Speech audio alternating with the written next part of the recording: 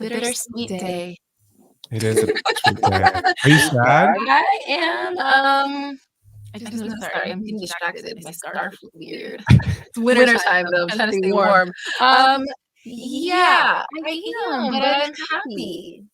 Are you? Why don't you break the news? How about we reveal? I can't talk today. I'm having problems getting words out of my mouth. We'll reveal our little news in a little bit. Yeah.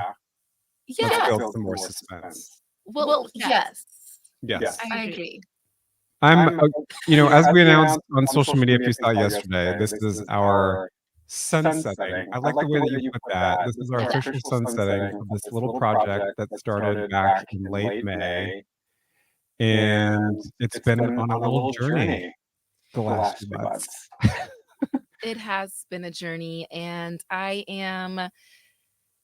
it's been fun. It's been really fun to start something new and innovative, and something we've never done at KOMO before was create a digital show. And we were able to do that. I think my favorite part was the community interaction, the way we really allowed this to be an open space between us and the people who are watching and following us at home. Yeah, I do too. Yeah, we covered a wide range of stories and topics. This started back in May, right? Yes, we did. Tyrah, can you unmute yourself? You guys can't hear me? No. Can you hear me now? There we go. Now we can hear you. I just did all that talking and didn't even know you guys could hear me. Welcome to Sound On. Well, I was trying to fix it because someone said make sure my mic is muted.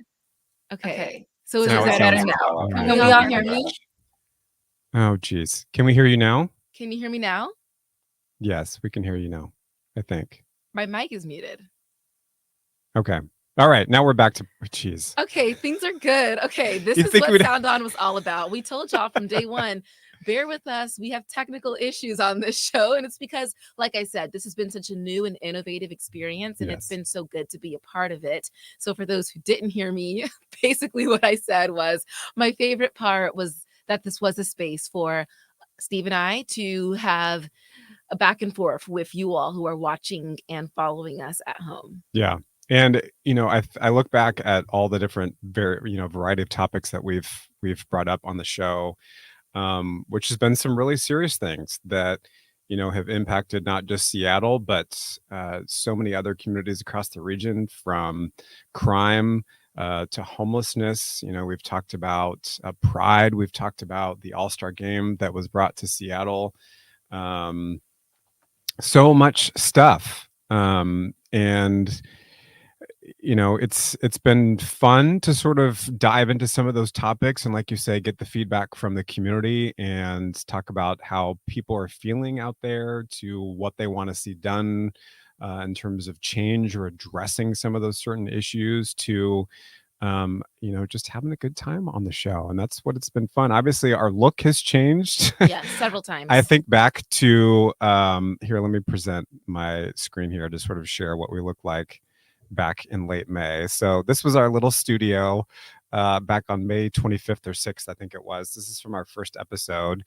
And we were in like a little corner in one of our big studios here at KOMO Plaza. And then we did, I think, like one episode from the live desk station that we use during KOMO Morning News and during some of our newscasts. And then we've been here in our wonderful little space in one of the old radio studios here at KOMO Plaza for, I think, at least 2 months now, where we've done at least half of the episodes. And this is kind of, I don't know about you, but this has kind of felt like it's been home. Yes. We finally landed on this space, and it's cozy, and, it's all set up with all of our equipment and everything. But this one kind of feels like home, I think. Yeah, we definitely, I want to see if we did more episodes down here, maybe by 3. I think by episode 15 we officially came down here, and it does feel like home. And I think it really hits what we've been trying to accomplish, something that looks digital friendly, something good for social media. But like you said, Steve, we covered so much. I mean, hard-hitting topics, but also really having fun. And Sound On was not just a show about Seattle, but about the entire Puget Sound region, and the way we got to cruise ahead and look at different events going on around town. I feel like I got to know a lot of our surrounding communities a lot better too through that process. And you think about, for me personally, starting back in this industry about 20 years ago, This kind of thing that we're doing was probably never thought of, or at least a lot of people hadn't thought about it. And you think about how people sort of consume their information these days, where it's not just the traditional newscast that you and I are part of every single morning, or some of the other newscasts that we do on KOMO every single day. But it's, getting that information from social media and sharing it with other people, or, watching something on YouTube where you can go a little bit more in depth, which is kind of what we have done on this show. And, this was an experiment for us. Like you mentioned, this isn't something that we had done before here at KOMO, but we're kind of diving into this just because we know that people consume information and news in different ways. And we're trying to reach, a different audience with this. And I think we accomplished that to a certain extent with some of the viewers that we've picked up over the past 28 weeks or so since we first started this back in May. But this is sort of highlighting the change that we're going through, and that people are getting their information in different ways, and we're trying to adapt to that. And this is just one way that we've tried to do that. Good speech, Steve. Oh, thank you. I think you're hitting the nail there. Yeah, it's been a journey, and this is probably what our future is going to look like, or at least an iteration of it. So we're asking you, what was your favorite sound on look? Studio, live desk, or here in the podcast studio? For those of you watching at home, if you remember what those look like, Steve just put up a clip from our YouTube channel about what it looked like in the studio we were filming in, the TV What's your studio. Favorite? What's your favorite? I think I like the studio look the best. But I understand why we moved to the podcast digital streaming look. Yeah, I would say probably this studio is my favorite, just because of the coziness factor of it.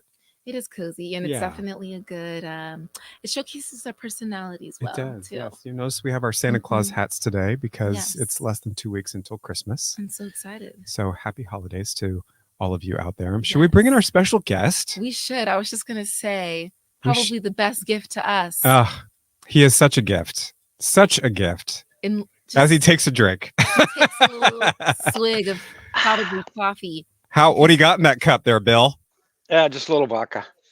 Oh, okay. Yes. I didn't know we were having a morning cap this morning, not a night I'm cap. For those of my age, I'm gonna Ed McMahon this today. So okay. I'll just be laughing and calling you Johnny the whole time. So this is Bill Fesh. He is our operations manager here at KOMO, and really was integral in getting the show off the ground and getting our set up, making sure the audio was working, all the technology things behind the scenes. He's helped us make the transition to the live desk and down here. And Bill is just an awesome guy with an amazing attitude. You're one of our favorites, Bill. We love you. Oh, thanks. I always try to say the nicest things about you as well. So yes, you do. You're very nice about that. Try. Yeah. I agree with you guys on your earlier comments on the show progression. The one thing that I noticed in this progression, whether we were in our first studio, then our second studio, then the final studio there, was that you guys never seemed to change, and that was the personality of the podcast, and that was the important part of it. Technology is always challenging, as we saw in the beginning of this show. Yeah. That's the one thing we did find out. If for anybody who wants to do a podcast, it's when you put if all three of us were in separate rooms, we would have no issues whatsoever. But when you put two people in the same room, there becomes a lot of challenges with the software.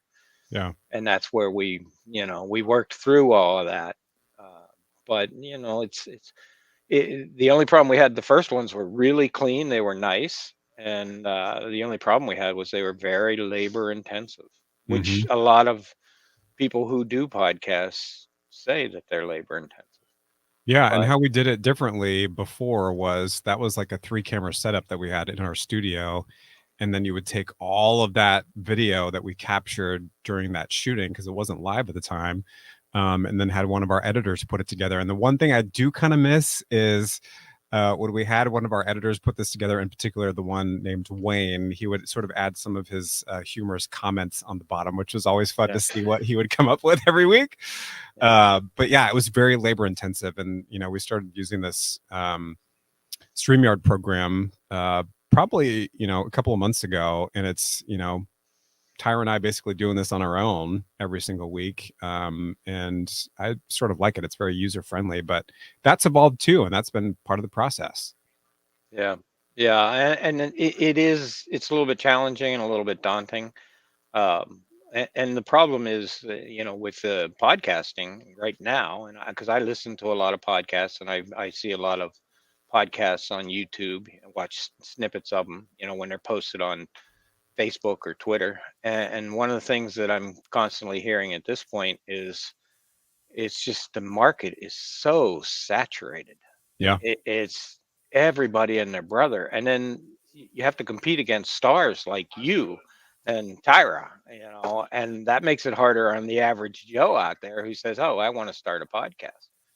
But I mean, we had, Jason Bateman's got one. All these celebrities have, the Kardashians have theirs, and then you've got regular people. I remember back in the early 2000s, I used to listen to a guy out of Cleveland that did paranormal stuff, and Jim Harold. He's been doing it for, going on 18 years probably now. And I remember listening to him from the very beginning, and he really was one of the pioneers. There were people like him and Dan Carlin that did history, and they were pioneers in the podcasting.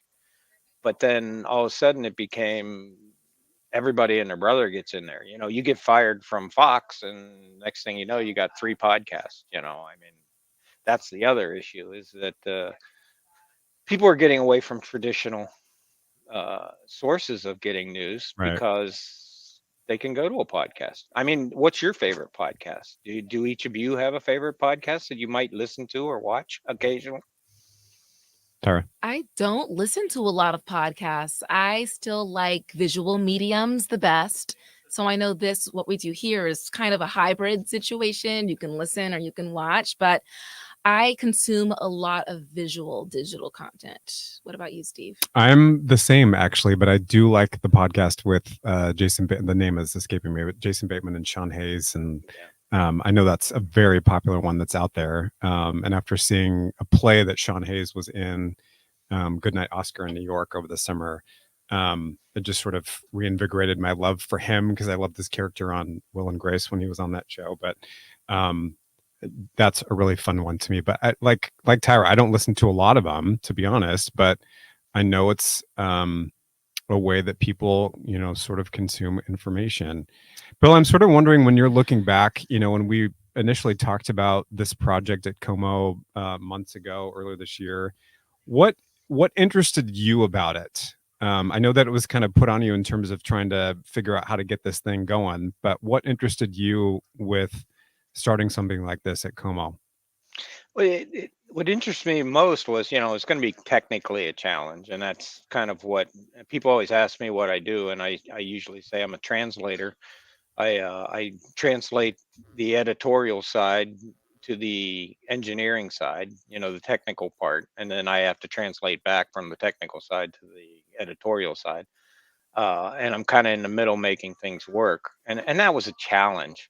But I think what really interested me was the fact when you two were assigned to it, the fact that we could do something that was Seattle regional based, and it was also going to be a good look behind the scenes, and allow you guys to have some personality, because everyone in the newsroom knows you two. And we see each other in the newsroom. We have Christmas decoration parties at our desks and stuff, and we see all that. And but if anybody just watches KOMO News at 4 or KOMO AM, the Good Morning, they're not getting that same flavor. They're getting you being very professional, which is what you're expected to do. Yeah. But I like the idea that when we started the podcast, I like the idea that it was going to be, a little more lighthearted. Although you've taken on some serious subjects, it was going to be, for the most part, it was going to be you guys. I mean, what was your favorite funny episode that you did? Favorite funny episode or moment? Funny moment within an episode. Funny moment. I know, I know that somebody smells. That's a great question. This is Steve and Tyrah Unplugged. It is. Yeah. I do remember, when Tyrah said that buoy smells. Good. Oh God, I love that. I was like, how do you know that? But honestly, and then like seeing him several weeks, I think after that, and I actually know the person who is inside the costume. There's a person He inside does there? smell really good. Yes, Bill. Come on. Come on, we don't want to ruin it for kids. Sorry to any children that's watching this. Are there? Yeah. Yes, buoy does smell good. He does. Yeah. And they actually like spray him with perfume. KOMO says the brown bag surprise. That's something new that we started in this podcast studio. Steve started that during our 25th episode. Yeah. Our celebrate our milestone. Yeah. Yeah. What's in the brown bag? Any other favorite moments? I'm having such a brain freeze right now. I know I'm too. I know that we dressed up in the Mariners uniform. I mean, talking about the All-Star game was really fun too. Just because that was a huge event for the region.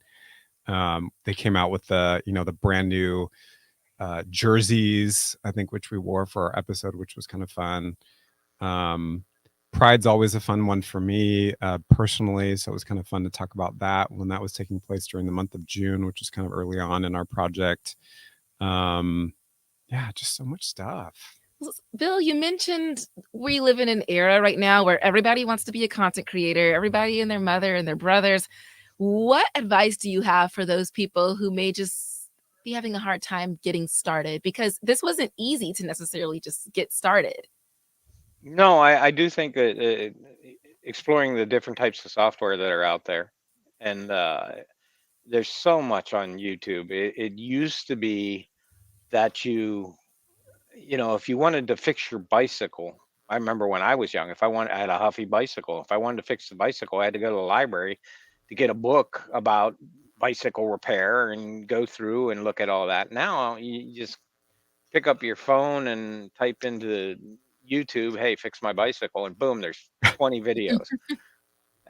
Which is amazing. I mean, we shouldn't take that for granted. We always, we say that a lot of people feel like the internet is going to be the doom of society, but there are a lot of positives to it. But go on YouTube, see what other people have done.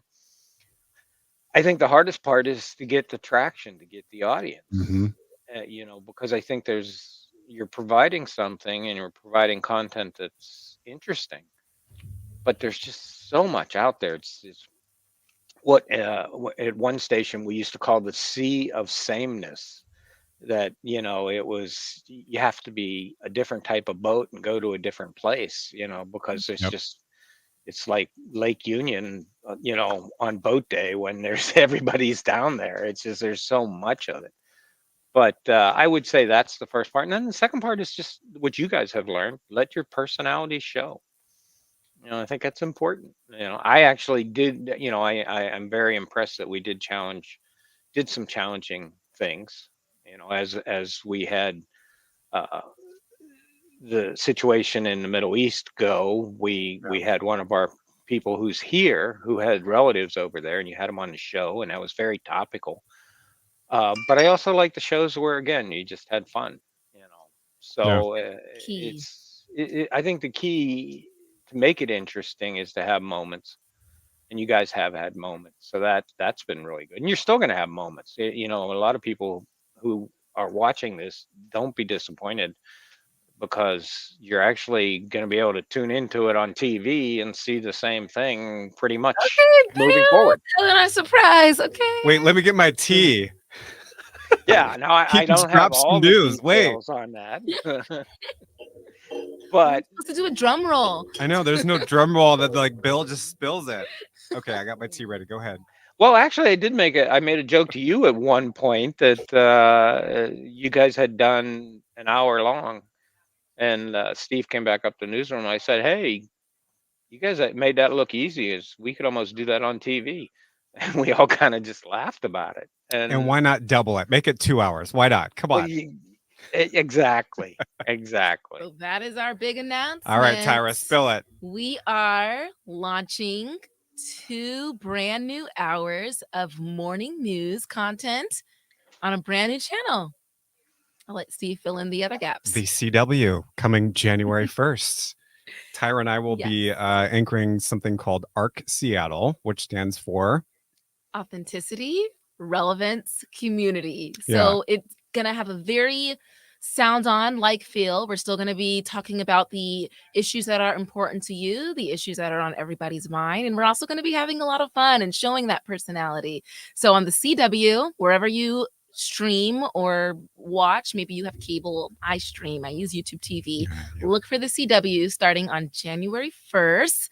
The brand new morning show, 8 a.m. to 10 a.m. And then we're going to have a brand new evening show at 10 p.m. as well. Yeah. And it's really exciting. What I think we've been doing some rehearsals the past couple of weeks. We'll continue to do those up until our big launch on January 1st. So a really cool way to kick off the new year for both Tyrah and myself. But what I love about this new project that we're working on for the TV side on CW is we can go a little bit more in depth. So, kind of like what we do here, it's going to be different from what you see from a traditional newscast. We're going to be talking about some of the big things that are happening during the day, but we can go a little bit more in depth with those and kind of explain the why. And I sort of think about, even using today as an example, we had that big story that happened on I-5 southbound in the Tacoma area where that semi-truck was carrying these wrecked cars that just rolled over, created this big mess on Interstate 5 this morning. We can do something where we can have a reporter come in, sort of explain what happened and the cleanup and the impact, aftermath, that sort of thing. But then also bring in, our meteorologist to sort of explain why the dense fog that we saw was maybe so low and kind of get into the why of what may have been a factor in what we saw this morning. So that's just one example. What was something else that we had yesterday? Live guests. Like live guests who aren't affiliated with the news at all. But local celebrities, entrepreneurs, authors, politicians, authors, artists. You name it. And we're still very much looking for your input as well. Like, this is very much a two-way street. I think that's how it should be. What are people talking about out there on the streets that's not being covered on the news? We want to hear about what those things are. And think about conversations like we can have with political leaders, bringing them on. Just spilled coffee on myself. Oh, no. Gosh. Oh, no. Are you okay? I'm good. Okay. I spilled tea over here, too. So it's a mess for both of us. It wouldn't be happening if you had vodka in the cup. Anyways. No, that's true. I would probably go for gin myself, but. Oh, there you go. You do with the vodka, but no, you know what I think about this new show. One thing I'm gonna like is people will see your personalities, because we're basically saying to everyone that's going to be involved in this that we don't want it to be a traditional newscast. We want it to be informative, but we also want it to have some personality. And I really like the idea that you two will be able to show this kind of personality on TV, but we also have a lot of people in the newsroom as the reporters and other anchor towns get pulled into segments. They get the opportunity to loosen up a little bit. I think we should have a karaoke segment where we make them sing. That kind of stuff. Great idea, Bill. I think they should. Terrified now. I'll participate. That might be a possibility. Only if we get you to participate, Bill. What's your go-to karaoke song? I don't know that I have one. Should I say "Wannabe" by the Spice Girls? Just to be. Tell me what that reminds me. We have to share Bill's cell phone ring whenever it goes off in the newsroom. He has the most awesome ringtones. I change them up all the time. You do. It's never always the same, and that's what I like about it. When you're sitting in the newsroom and his phone goes off, and it's usually on very high volume, you can sort of hear it across the newsroom, and it's like you've had Kesha. Because it's Christmas now. We're going into Christmas, so I'm in that one. Yeah, and then I have some other different ones on here. I think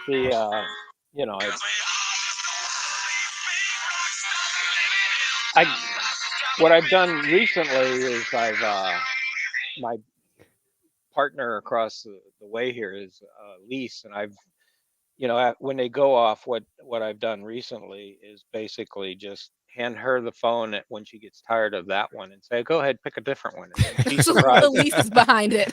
Yeah. The truth comes out. It's Yeah. not Bill's choice. Oh, that's Interesting. funny. Okay. But yeah, I don't know that I'll be on the new show, but if I was going to probably do a song, I might. Do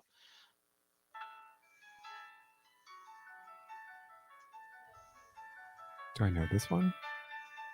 I hear piano. Who is? Wait for it. One day more. Okay, that's good. Another day. We Another gotta destiny. You can sing These too, men that everybody. think they know Bill me. Fesh, everybody. Yes. Yeah, Bill. but I'd probably go with One Day More. Well, we I hope don't know. you can be a part of the new show. Yes. Well, I don't have any problem doing something like this. I mean, I'm fine with it. Until the corner offices decide, hey, let's get this guy off the show, which they might. Who knows? We could have like a trending, like, what's the latest cell phone ring segment or something of the week, maybe. That would be kind of fun. We're talking Yeah, about you could do that. technology. Man, I like the idea of the authors and the artists. I really do like that idea. Mm-hmm, That you can, because there are a lot of people out here in this area who are just so tremendously talented, and it would give us a chance to show them. I mean, it's we as a TV station, you serve an important purpose of informing people and showing them problems in your community, holding your politicians accountable, doing those kind of serious things. But with us having a second platform, it might allow us to do some of the wood carving. As I had a news director used to say, well, we don't have time to do wood carving stories here, but there's an interest in people like to see some stories like that. And I'd like to see, us do a little bit of that. Now that we have a second channel, we'll have that opportunity. I mean, we have Eric's Heroes, and Eric's Heroes is a wonderful program. Mm-hmm.